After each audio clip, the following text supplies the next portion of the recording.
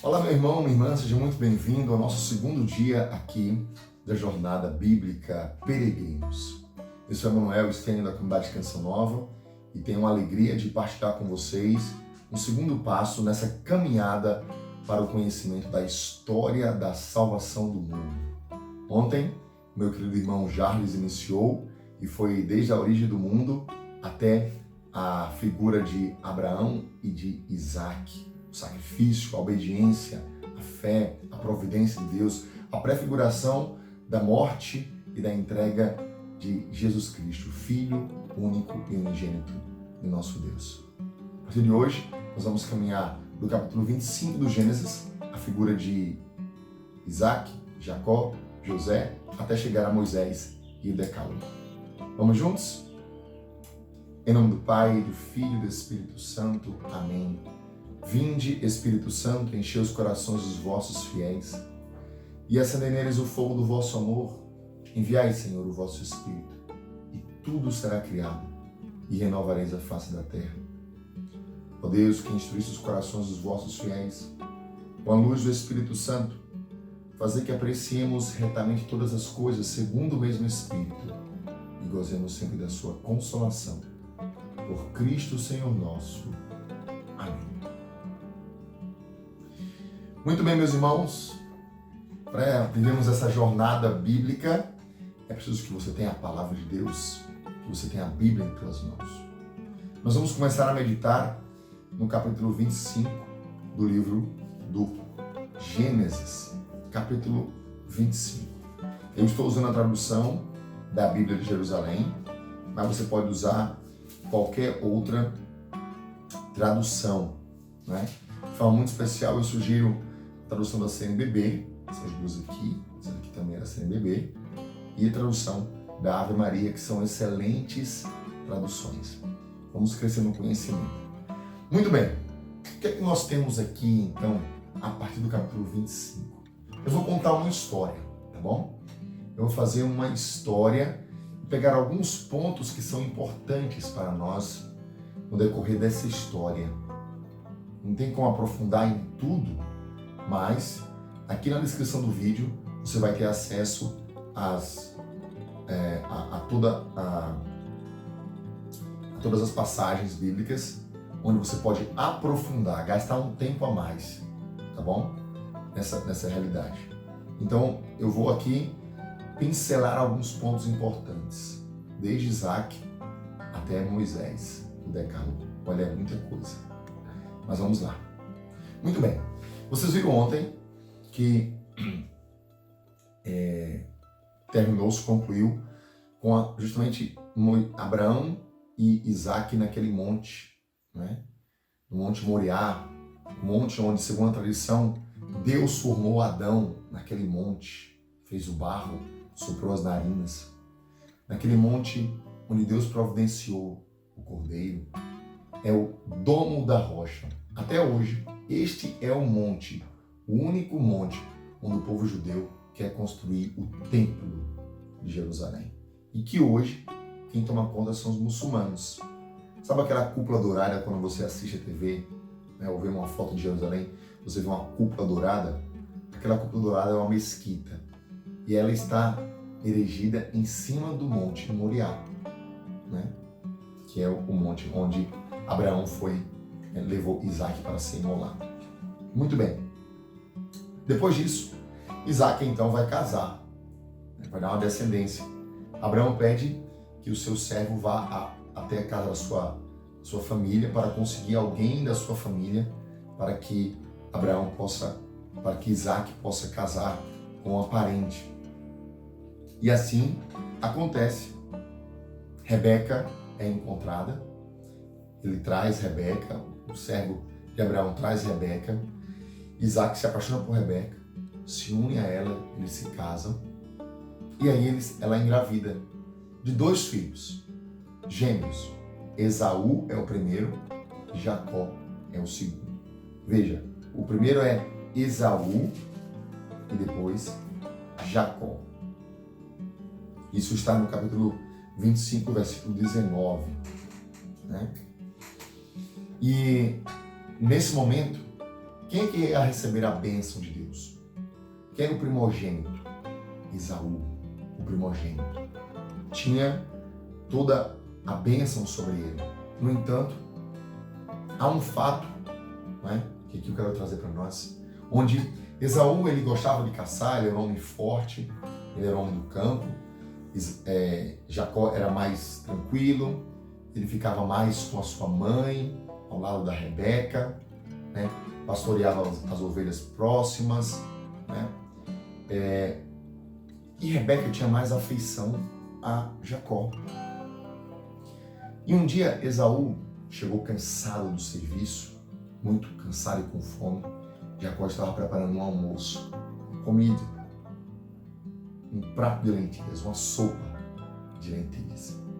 Jacó então, ali preparando a comida, Esaú chega e Esaú diz para Jacó: olha, me concede aí, me dá um prato de comida aí. E aí Jacó diz: eu só dou um prato de comida se você, né, me permitir me doar a primogenitura, né? Se você me der a bênção da primogenitura, eu te dou um prato de comida. Esaú estava com tanta fome que ele falou assim: eu não quero saber de primogenitura, me dá, eu quero é comer. Ou seja, naquele momento onde Esaú, que tinha a bênção da primogenitura, toda a bênção que iria pesar sobre ele, da posteridade, da fecundidade, ele trocou toda a bênção por um prato de comida porque estava com fome, por um pouco de lentilha, por um momento de prazer, de satisfação física. Quantas vezes nós também trocamos a bênção do céu, da salvação, a bênção de uma vida em Deus, por uma noite de prazer, por apenas um desejo sexual ou alimentar, por apenas um momento de saciar a nossa fome. Trocamos a bênção de Deus por um momento de saciar a nossa fome. Gente, isso é muito sério. Isso está escrito aqui na palavra de Deus.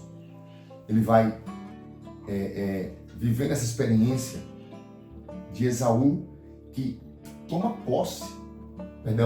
perde a posse por causa de um momento de prazer, por causa de um momento, está no capítulo 25, versículo 29. Ele vai justamente dizer isso: eis que vou morrer, do que me servirá o direito de primogenitura? E Jacó disse: jura primeiro. E Esaú jurou e vendeu o direito de primogenitura a Jacó por um pão e por um cozido de lentilhas. Ele comeu e bebeu. Ou seja, ele não tinha mais direito àquela bênção. No capítulo 26, 27, nós vamos ver que Isaac, o pai de Jacó e de Esaú, estava ficando velho, estava ficando cego e ficou cego. E ele sabia que ia morrer. Então ele chamou Esaú e disse: meu filho, eu vou morrer. Então faz o seguinte, vai no campo, pega uma caça, prepara um bom cozido para mim, porque eu vou te abençoar. Eu vou dar a minha bênção sobre você. Esaú vai para o campo, vai caçar.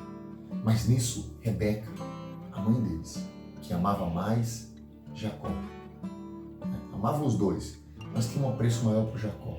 E entendia, desde a profecia quando ela estava grávida, que Jacó, seria aquele que receberia a bênção de Deus. Houve uma profecia, está escrito no capítulo 25.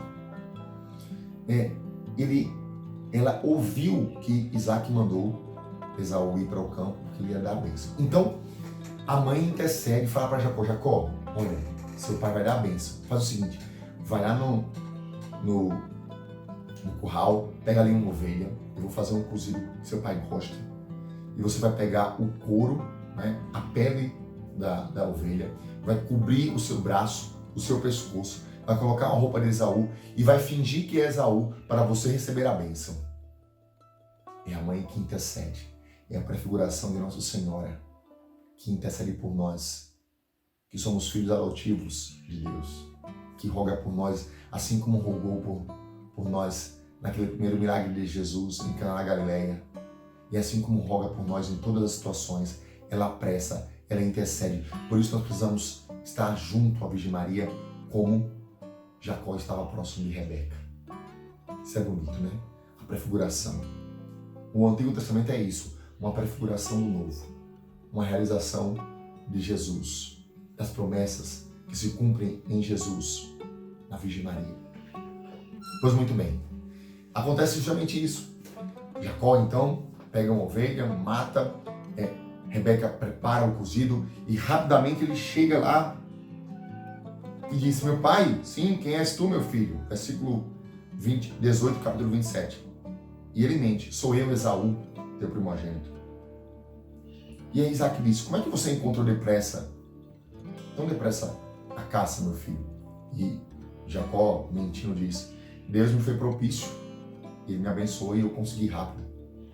Ele chega e se aproxima. E olha o que Isaac disse. Isaac disse: aproxima-te, para que eu te apalpe, para saber se és ou não meu filho Esaú. Jacó então aproximou-se do seu pai, que o apalpou.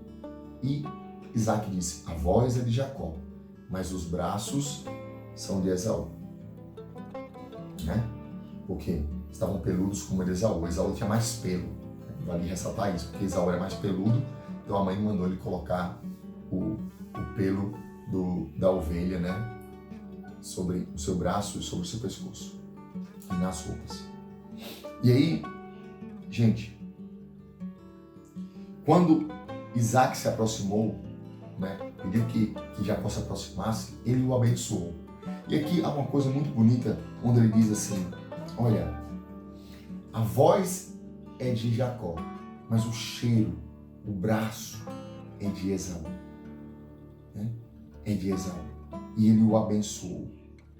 Sim, o odor de meu filho é como o odor de um campo fértil, que Yahvé abençoou. Que Deus te deu o orvalho do céu, as gorduras da terra, trigo e vinho em abundância. Então ele dá uma bênção sobre Jacó. Aqui Deus falou comigo assim: quem é o primogênito de todas as coisas, o Senhor de tudo? Jesus. Nós somos aqueles segundos depois, os filhos adotivos. E Deus nos abençoa, sabe quando? Quando vê em nós Cristo. E como é que nós nos transfiguramos em Cristo? Assim como Jacó se transformou em Esaú, vestindo a sua roupa e usando aquela pele, sim, para que o Pai sentisse o cheiro de Esaú e o abençoasse. Nós precisamos nos vestir de Cristo para que o Pai sinta o cheiro de Jesus em nós e nos abençoe. Olha que coisa linda. Pois é. Vamos continuar a história. Jacó então segue, recebe a bênção, só que Esaú chega e vai preparar o cozido e vai pedir a bênção do pai. O pai fala: olha, eu já abençoei o seu irmão. Esaú fica furioso. Rebeca mais uma vez chama o seu filho e fala: foge para a casa do meu irmão. Vai lá na casa de Labão, o meu irmão, e fica lá até a ira de Esaú diminuir. Depois você volta. Jacó então vai para Labão, né? Isaac então pede a bênção a Isaac, Isaac o abençoa, ele vai para Labão, foge, Esaú fica furioso, mas ali ele vai embora, né? E Jacó tem um sonho num lugar chamado Betel. Ele chama de Betel porque é a casa de Deus. Ele vê Deus que se manifesta, uma escada, né? Ele dorme no caminho, então ele sai da sua casa para ir até a casa do seu tio Labão para ficar lá. No caminho, ele descansa e ele tem um sonho, uma imagem de uma escada, né? E anjos subindo e descendo essa escada. Né? O que esse sonho significa? Quem é essa escada? Essa escada é Cristo, que une o céu à terra, que une o homem a Deus. Né? E aí, Deus ali dá uma promessa para Jacó. Jacó chama aquele lugar de Betel, ou seja, casa de Deus, né? E ali ele vai dizer: olha, se Deus estiver comigo e me guardar no caminho por onde eu for, se me der pão para comer e roupas para vestir, se eu voltar são e salvo para a casa do meu pai, então Yahvé será o meu Deus. E ali há essa experiência maravilhosa de um encontro profundo de Deus com Jacó, um dos primeiros encontros. Jacó chega até as terras de Labão. E lá ele se apaixona por uma das filhas de Labão, a Raquel, a filha mais nova. E diz, olha, eu quero casar com Raquel. E Labão diz, trabalha para mim 7 anos que eu te darei Raquel. Ele então trabalha 7 anos. Né? E aí ele diz o seguinte, olha a coisa mais linda aqui que diz assim, Jacó serviu por Raquel durante 7 anos, que lhe pareceram alguns dias de tal modo que ele a amava. Isso me marcou muito, porque quando a gente ama alguma coisa, não é pesado. Coloque amor e você vai ver que as coisas vão acontecer com mais tranquilidade. Jacó trabalhou 7 anos para aquela mulher, que pareceram alguns dias. Tanto era o amor que tinha por Raquel. Ele trabalhou 7 anos. Só que aconteceu. No livro do casamento, no casamento judeu, ainda hoje, é assim em muitos lugares no Antigo Oriente, a mulher fica totalmente coberta por um véu. E só vai ser desvelada na hora da relação sexual. Até na relação sexual ela fica coberta. É interessante isso. O que foi que Labão fez? Um homem esperto pegou a sua filha mais velha, Lia, e colocou no lugar de Raquel. E quando Jacó casou e teve a relação sexual, quando ele olhou, não era Raquel, era Lia. Ele ficou muito enfurecido. E Labão falou, olha, você quer, aqui em casa, quem casa primeiro é a filha mais velha. Não seria justo eu dar Raquel para você. E aí ele disse, agora se você quiser, ela trabalhe mais 7 anos. Jacó trabalhou mais 7 anos para casar com a mulher que ele amava. Ele teve então 2 esposas, Raquel e Lia. Só que Raquel, que era a mulher que mais amava, não tinha filhos. E Lia foi dando filhos a Jacó. Deu filhos, né? Deu à luz a Rúben, depois a Simeão, depois Levi, depois Judá. 4 filhos ela deu. Raquel ficava com ciúmes, porque ela era estéril. Então Raquel pegou a sua escrava, né, e deu, chamada Bala, e deu para o seu esposo, para Jacó, ter filhos com ela, como se fossem filhos de Raquel. E com Bala, a escrava de Raquel, Jacó teve Dan e depois Neftali. 6 filhos já, né? 6 filhos. Lia, vendo que a escrava de Raquel estava tendo filhos, deu também a escrava dela, Zelfa, para Jacó. Jacó teve relação com a sua escrava e gerou Gade e Azer. Já são 8 filhos, né? Já são 8 filhos. E aí, depois, Lia ainda deu mais alguns filhos para Jacó. Entre eles, Zabulon, Isacar e Dina, uma menina, né? Raquel, então, ficou muito triste e pediu a Deus e rogou. E Deus abençoou e nasceu o primeiro filho de Raquel, chamado José. José. Então, por isso que José era o filho predileto de Jacó. Por quê? Porque foi o primeiro filho com a mulher que ele amava.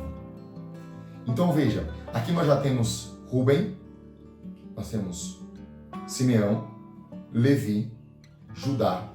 Nós temos dos filhos de Bala, Dan e Neftali. Nós temos do filho de Zelfa, Gade e Azer. Nós temos dos filhos, mais os filhos de Lia, Isacar e Zabulon. E nós temos aqui Dina e José, né? Aqui formam os 12 filhos de Jacó. Depois, Raquel, vai ter mais um filho, vai dar mais um filho e vai morrer nesse parto. E esse filho chama-se Benjamim, formando então os 12 homens, as 12 tribos de Israel, de Rúben até Benjamim. Rúben, Simeão, Levi, Judá, Gade, Azer, Isacar, Neftali, Zabulon, José, Benjamim e Azer. Né? Então veja, acontece isso. Jacó estava próspero, 12 filhos, né? Uma vida maravilhosa. Só que ele estava sendo usado muito por Labão. A palavra do Senhor diz que onde Jacó estava, por causa de Jacó, Deus abençoou Labão. Ele prosperou. Labão sabia disso e não queria perder a fonte da bênção. Mas Jacó não queria viver mais ali aos pés do seu sogro. Ele então decide fugir e vai embora. Mas antes de fugir, ele prospera muito, forma um grande rebanho, até que ele depois vai embora para a casa do seu pai, depois de anos trabalhando. E Deus o abençoa. Ele volta para a casa do seu pai. Nessa volta, leva toda a sua família. Acontece um outro fato maravilhoso, que é a luta de Jacó com Deus. Está no capítulo 32. No caminho, voltando com sua família, Jacó fica sozinho num ambiente. De repente aparece um anjo, um homem de Deus, que começa a lutar com ele. Ele luta durante toda a madrugada. E o homem diz para ele: me solta. E aí Jacó vai dizer, versículo 27, deixa-me ir, pois já rompeu o dia. Mas Jacó respondeu: eu não te deixarei, se não me abençoares. Ele perguntou: qual é o teu nome? E Jacó, respondeu ele. Ele então retomou: não te chamarás mais Jacó, mas Israel, porque fostes forte contra Deus e contra os homens, e prevaleceste. Vejam, o que essa cena que está no capítulo 32 nos ajuda a entender? Que a luta com Deus é a oração. Nós devemos lutar, orar, até Deus nos tocar, até sermos tocados por Deus, curados por Deus, salvos por Deus. Isso se dá através de quê? De uma luta que se dá onde? Na oração. Lutar com Deus é orar. Jacó nos ajuda a entender isso. Ele chama aquele lugar de Fanuel, que quer dizer, eu vi Deus face a face, né? E ali, a partir daquele momento, ele vai ser chamado de Israel. Tá bom? Então, as 12 tribos de Israel, 12 filhos de Jacó transforma em Israel por esse fato aqui, onde ele luta com Deus. Muito bem. Jacó, então, vai se encontra com seu irmão Esaú, volta para casa, né? Se estabelece no seu reino, né? No seu ambiente, e as coisas acontecem maravilhosamente bem. Nós vamos ter aí, há uma reconciliação entre Esaú e Jacó, né?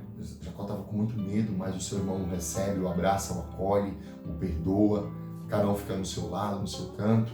Esaú estava muito próspero também, Jacó também estava próspero, e ok, cada um no seu lugar para não dar problema. Vamos agora passar para frente, vamos seguir. Nós temos visto aí, vamos ver outras realidades, até que entramos na história de José, que é do capítulo 37 de Gênesis até o capítulo 50.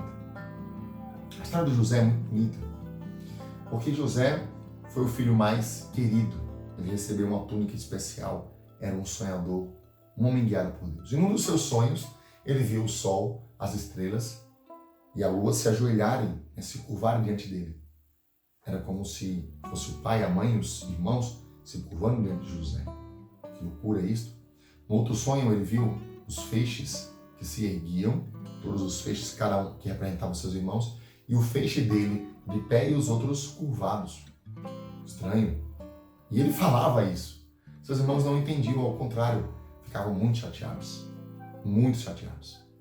E, por causa disso, decidiram, então, matar o seu irmão. Um dia eles estavam no campo, Jacó então enviou José para ver como é que estavam seus irmãos, e ainda longe, quando estava vendo José vindo, os irmãos falaram: lá vem um sonhador, lá vem um sonhador. E por inveja, tramaram a morte do seu irmão. Veja mais uma vez a inveja, assim como foi o motivo que levou Caim a matar Abel.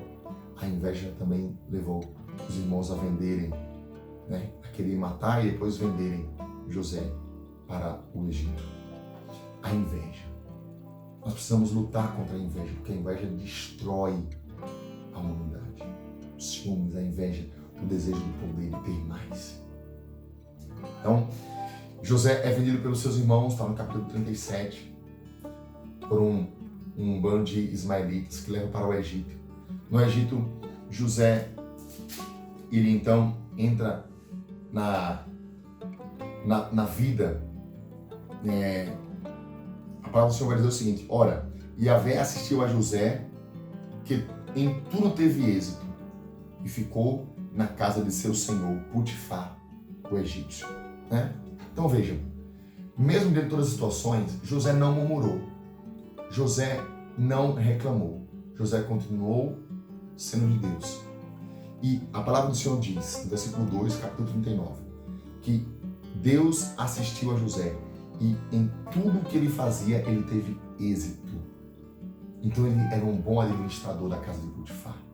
E por causa de José, Potifar prosperou, cresceu. Né? Ele era um escravo, mas porque ele era um escravo de Deus, Deus abençoou José e onde ele trabalhava. E assim aconteceu. Até que a mulher de Potifar queria pegar José.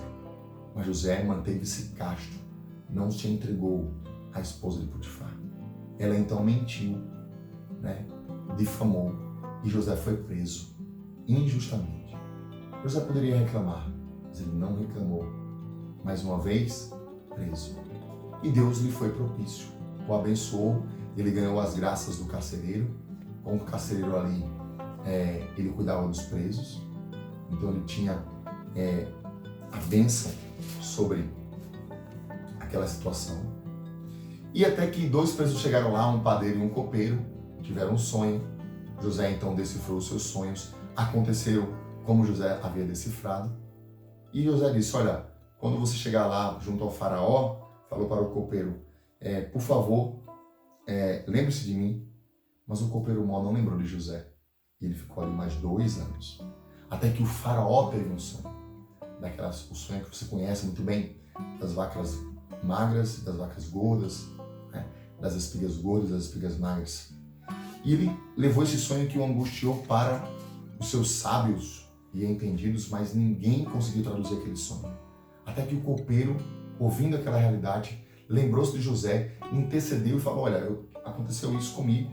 E teve um escravo hebreu que traduziu o sonho, decifrou o sonho, e aconteceu. O faraó manda chamar José. José transcreve o sonho, traduz o sonho, interpreta o sonho.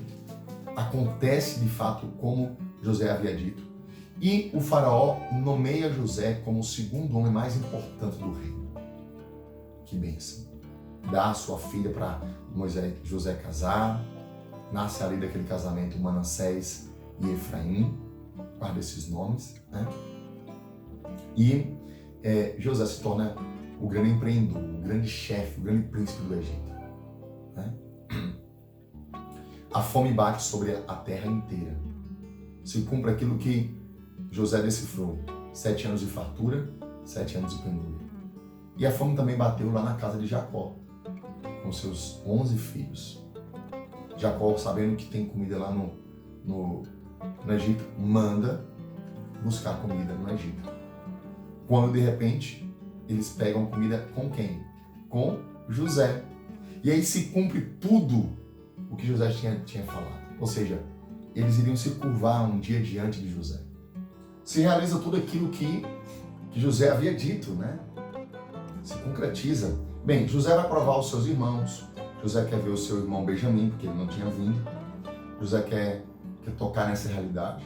E depois de muito tempo, ele se dará a conhecer aos seus irmãos. Tá? Vamos aqui pular rapidamente para a gente já seguir os últimos passos. Ele se dará a conhecer aos seus irmãos. Isso está a um primeiro encontro de José com seus irmãos, que é no capítulo 42. Depois ele os prova e prende Simeão, que fica preso. Os outros irmãos voltam com todas as provisões. Jacó fica muito triste porque perdeu mais um filho, além de José, perdeu Simeão. E aí José disse assim, olha, só voltem aqui se trouxerem Benjamim. Se trouxerem Benjamim.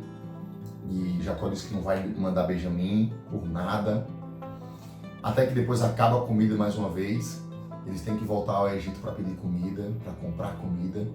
Mas aí os irmãos falam, olha, só podemos chegar lá se o Benjamim for. O pai Jacó, com o coração duro, diz, doendo, diz, tá bom, leve Benjamim. Eu vou morrer mesmo e tal. Vocês querem ver a minha morte. E Benjamim vai. Quando José os encontra, o capítulo 43, os filhos de Jacó retornam com Benjamim, ele vê aquela experiência e ele se emociona muito, né? Até que eles voltam para a cidade e José mais uma vez prova os irmãos, coloca ali como se Benjamim tivesse roubado alguma coisa. Eles vão prender Benjamim, só que os irmãos se colocam à disposição e falam assim: não, por favor, me prenda. Nós já perdemos um irmão, já fizemos um mal muito grande. Presta atenção. Nós fizemos um mal muito grande diante de Deus. Ferimos o nosso irmão. Não é? Deus está nos castigando por causa disso. Não faça isso com Benjamim, porque senão nosso pai vai morrer. Eu fico aqui no lugar dele. Judá disse isso, né? E naquele momento, José então se revela. Percebe que os irmãos mudaram, que os irmãos não eram mais egoístas, que os irmãos não queriam mais pensar em si mesmo e entregar o mais novo, como entregaram ele. E ele então se revela. Capítulo 45, ele se dá a conhecer, chora e manda se aproximar dele. Os irmãos ficam com medo, pensando que José vai castigar. Mas José disse: não tenha medo. E olha que coisa maravilhosa, né? Não tenham medo, porque foi para preservar a vida de vocês que Deus me enviou diante de vós. Foi para preservar a vida de vocês que Deus me enviou antes de vós. Gente, José nos ensina com essa passagem que, diante de todo o sofrimento, o que é que José nos ensina? O que é que José nos ensina? Simplicidade, sermos de Deus e, mesmo em toda traição, toda dificuldade, continuar a ser de Deus, porque se nós somos de Deus, Deus estará conosco, nos abençoando e nos fazendo ter êxito onde nós estejamos, nas humilhações e nas dificuldades que nós passemos. Permanecer com Deus, não negá-lo. E segundo, e tão importante quanto, perceber que na história que se dá, Deus só permite um mal para dele retirar um bem maior. Deus só permite um mal para dele retirar um bem maior. José entendeu isso e disse: olha, vocês me venderam, mas foi Deus que permitiu para poder eu salvar toda a minha família, estando hoje onde eu estou. Isso foi maravilhoso. José se dá a conhecer, né? Vive aquela experiência de reconciliação e manda chamar o pai, Jacó, porque a fome vai persistir. Era apenas o segundo ano de fome. Manda chamar o pai Jacó e toda a família. O faraó permite que ele venha, dá um dos melhores lugares do Egito para o povo de Israel, as 12 tribos, né, que se multiplicam, que crescem. Bem, e aí o que acontece? O povo de Israel prospera, cresce, só que José morre, Jacó morre, né, e vão morrendo também o faraó e aqueles que lembravam do bem que José fez. Até que sobe ao trono, isso se dá no capítulo 50. Né? Já teve a morte de Jacó, depois teve a morte de José. E aí, no capítulo 1 do livro do Êxodo, né, nós vemos que se levanta no meio do povo do Egito um faraó que não lembrava de José, nem gostava do povo de Israel, e começou a persegui-los, começou a escravizá-los. Nisso tudo, uma forma de diminuir a população, você vê que até hoje existem tiranos, países no mundo de hoje, que fazem isso. Né? Presta atenção, leia os fatos. Naquela época já se faziam. Eles pediram para matar todos os homens. Se não nascesse um menino, era para matar. Filho hebreu. Uma mulher tem um filho, esconde esse filho durante 3 meses. E não podendo mais escondê-lo, depois de 3 meses, ela coloca ele num cesto e joga no rio, rezando para que, de alguma maneira, ela seja salva.